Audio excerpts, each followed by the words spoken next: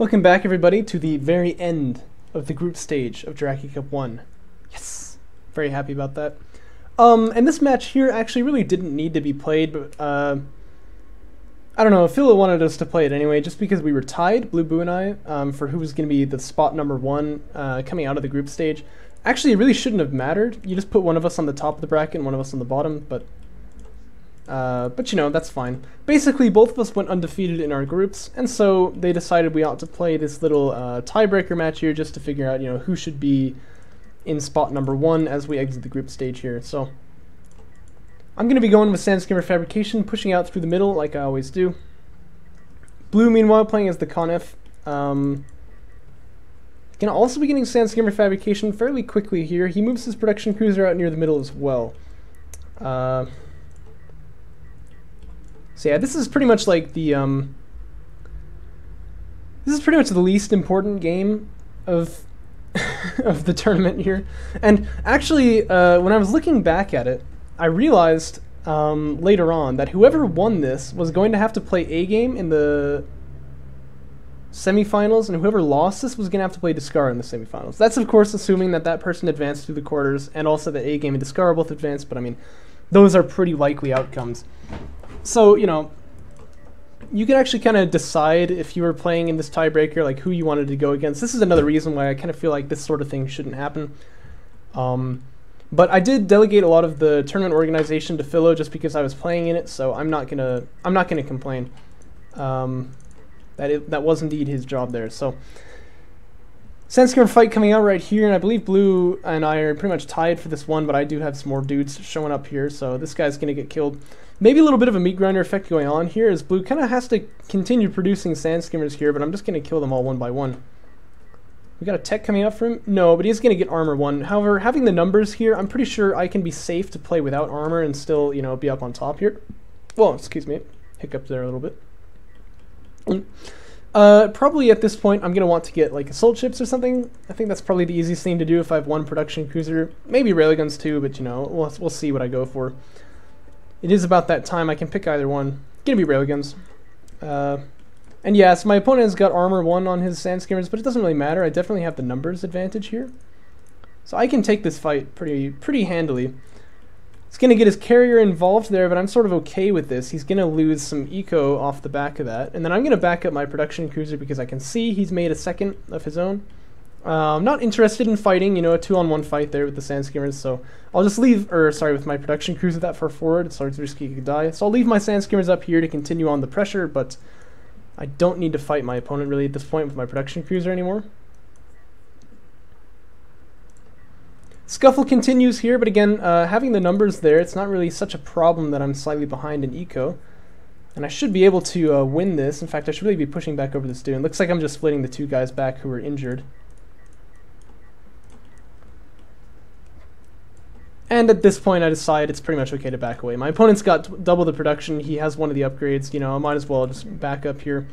I'm making a production cruiser of my own. I have railgun fabrication finished, so I can start making rails from this production cruiser once I feel I'm in danger. And I'll just go back with refinery mode on the way. I should have a pretty comfortable game from here. So I'm not going to be able to end things right now. If I'd gone for assault ships, maybe I could. Yeah, maybe I could. Because having your Sandskimmers on top of your opponent is nice, but having assault ships on top of your opponent, it can basically be game over. But, oh wait, I'm just starting railgun. Wait, did I, huh? I feel like maybe I canceled that on accident. We'll have to see. We'll have to see what I mean by that. Well, I mean, you can go back and check if you want to know. But I'm still trying to be aggressive with these Sandskimmers. I'm wondering where my opponent is. Turns out he's actually on the other side of the Kartoba. He'll want to get some damage done with those Sandskimmers there, but, no, he's actually going to back away, so this is nice for me. And I'm not going to push the issue right now, but if I wanted to, I could have taken out these Sandskimmers who were sort of alone there. I tend not to go for upgrades in the early game. I just make like a couple of guys that I can have like the ability to attack, but then I don't over-invest into it. This is kind of how I play Homeworld 1 as well. You've probably noticed that from that tournament. So I don't really have raiding. I can't chase anyone down. I don't have any armor upgrades. I can't really take a straight fight. I just have enough to annoy my opponent over here in the middle. Third production cruiser already on the way for me. That's pretty aggressive. My opponent's starting to get refinery mode now too.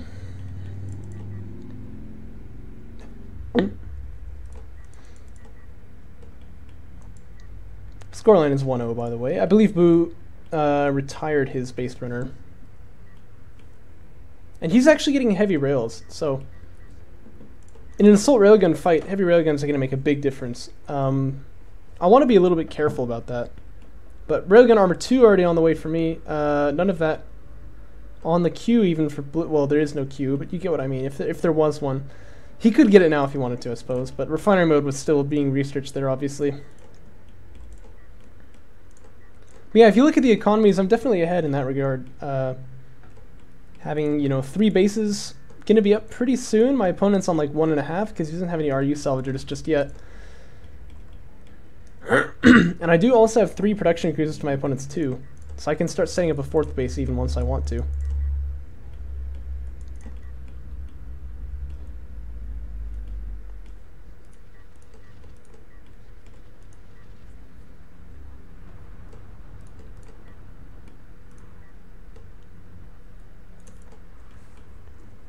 So I see the railguns hitting my carrier there. I'm going to back away, but I don't want to back away too quickly. This is not really the biggest threat, and so I can maybe still use my carrier as kind of an offensive option right here. The big thing is I got to keep these assault railguns safe now. And probably at this point I should start making some heavy railguns of my own. But also if I can just outproduce in the sand skimmers, I can get past them and then take these guys out. So there's a couple options at this point. But I still don't want to get that armor upgrade, and so if I just take this with sand skimmers, it's a little bit tricky. And yet that seems to be what I want to do, so that's going to work out just fine, probably.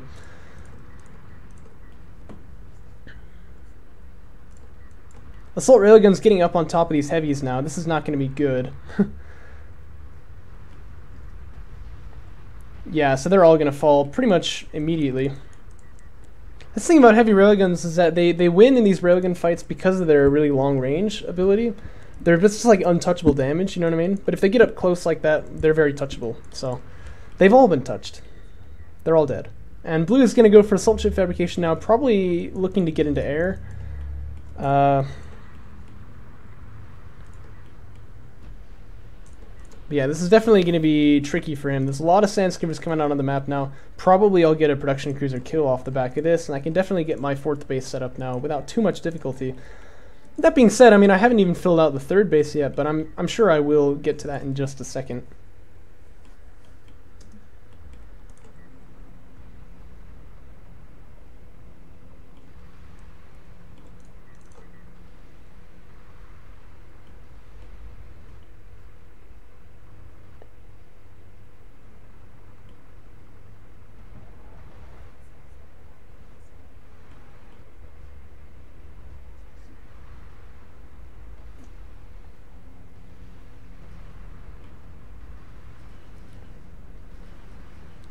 So production cruiser gets taken out there, as well as that armored unit.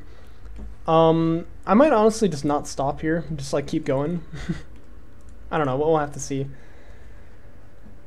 I should really be getting anti-air here. That's maybe like the only way that I could lose this at this point, but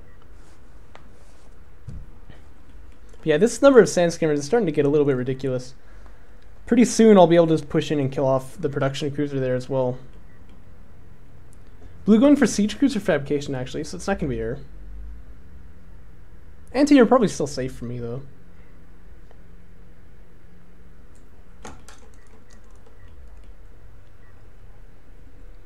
Ah, there you go, anti-air. I do have honor guard tech finished now. I imagine I'll make one of those then. I probably wouldn't get the tech if I didn't actually want to make one. But yeah, it's heavy rails coming out for me as well, because it is looking like it's about time to end the game. And that could take a long time on Kartoba. You want to be a little early.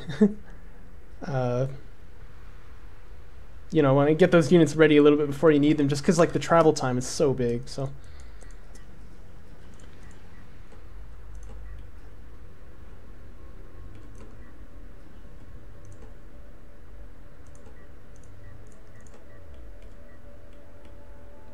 I actually go for EMP rounds. I remember this pretty distinctly because I was just like, I've never used these things. Like, what do they even do? So, so I went ahead and got the tech there just because I was curious.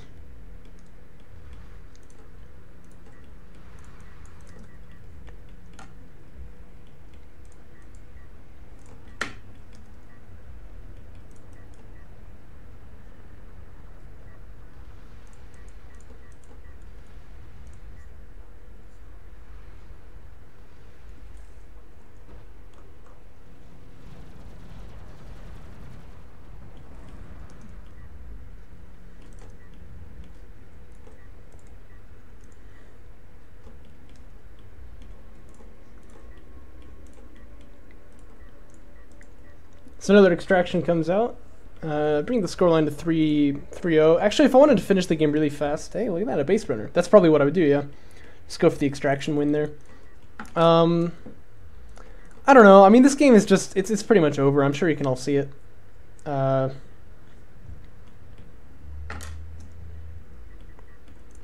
Just kind of waiting the exceedingly long time for the railguns to get up there, because it does take a while.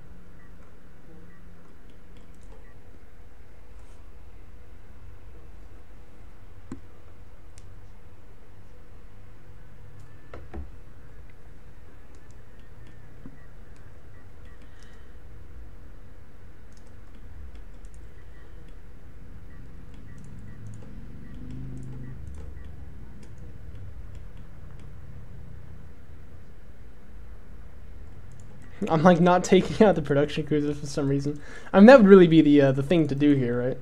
Maybe I just want to test out the EMP thing. Oh man, it has like a pretty long wind-up. Do you see that? And apparently a very small area of effect too. You really got to lead your target on this. What's the cooldown like? I can't exactly tell. Okay, this guy's firing, so that was at 18-18. I'll look to see like when he's ready to go again. Well, that's a quarter of it, and it's 18:08, so that's like 40 seconds. Huh? I don't know. This is one of these abilities I feel like we've never really seen before. And maybe this is why. I know it can actually shoot through hills, which is pretty nice, right? But I haven't hit a single one of these things yet. Apparently they're quite difficult to land.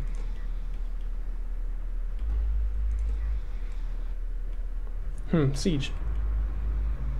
Okay, the siege cruiser I bet I can hit with the EMP shot, right? Go for it, go for it.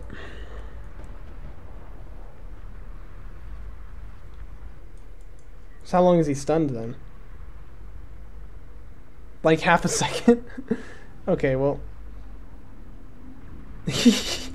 Okay. That doesn't seem to have really too much of an effect, does it? You know, if this was like a passive effect, it'd be crazy overpowered probably. But as an active effect, I feel like it doesn't...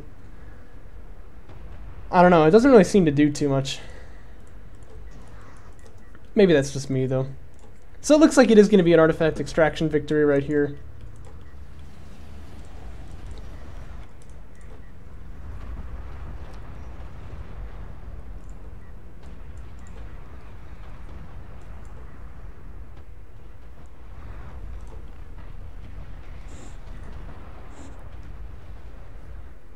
You see that like ride up the dune there? That was funny looking.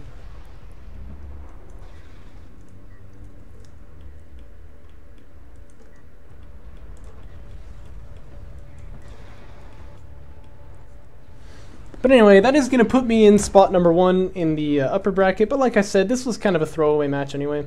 It didn't matter too much, and so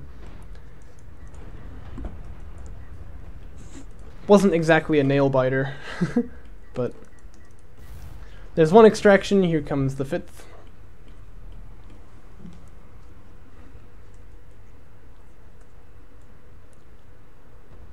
This is exciting.